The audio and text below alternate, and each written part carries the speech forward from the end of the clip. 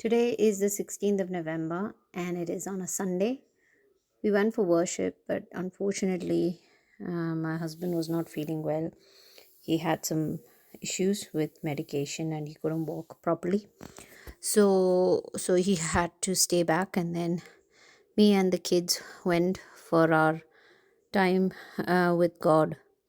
It was really eventful. I was surprised when my son, we went and sat at a location where our home group, some of them sat. And I said to Adrian, sorry, to my son, can you go get me the bread and wine cup? Because it comes in a package for us after COVID.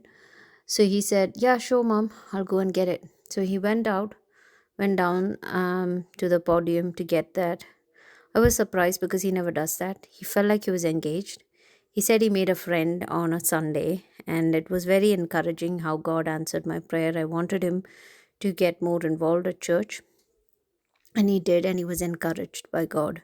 So I think he has a purpose, and he's finding a purpose in activities at church. And then accidentally, I think one of our church members didn't know, but handed him, a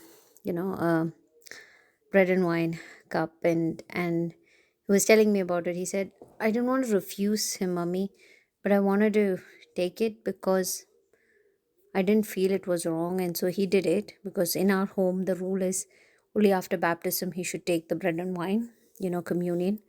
But he's born again, so he's allowed. There is nothing written in the word of God that you can't take part in the Lord's table because of that. But he did it.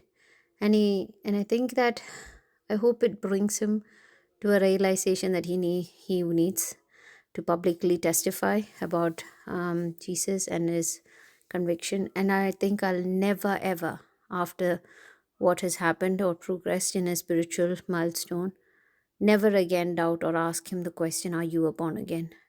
God, please help me not to. And I hope I never discourage him through his walk in God's light. I give my daughter, she's just still learning, and we have some troubles getting her to do all the things in a list. But I'm hopeful that God will provide his patience in me.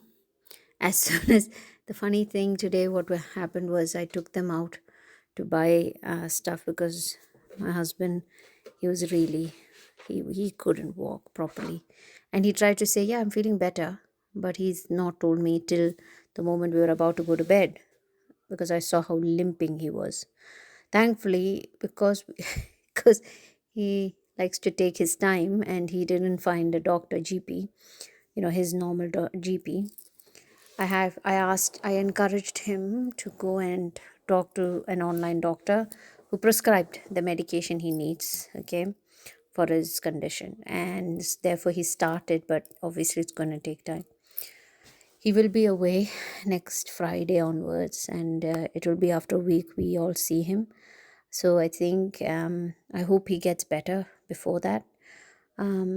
So I really felt encouraged by, by how today's message was at church, and how, some people who were, there was a boy who came up, because our pastor, he said, I offered him the chance to go at front of the stage to speak about God. And when that was done, I realized that, no, I speak about God. And when I asked him to come on stage, he said, I just don't know what to do about it. Let me just pray about it. And God told him, the boy, that that he should take the opportunity. So he came up in front and, read the Bible. That was so good. That felt so nice. And I felt like we've got the right young people of pastors in church, and Adrian loves his pastor. That tells me that God has a plan for people to move and other people to come in.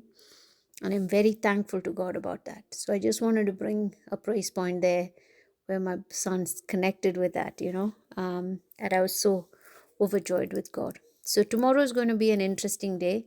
My manager is coming back, and there are things that's outstanding in this project that has become an issue. Uh, and I think God has a plan, and I look forward to enjoying and to knowing God's truth and knowing, today's message from Aaron was the distortion of truth.